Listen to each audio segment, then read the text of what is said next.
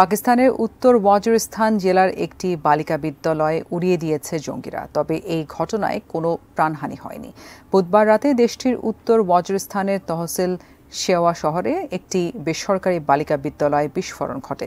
তবে এখন পর্যন্ত কারা এই হামলা চালিয়েছে সে ব্যাপারে জানা যায়নি।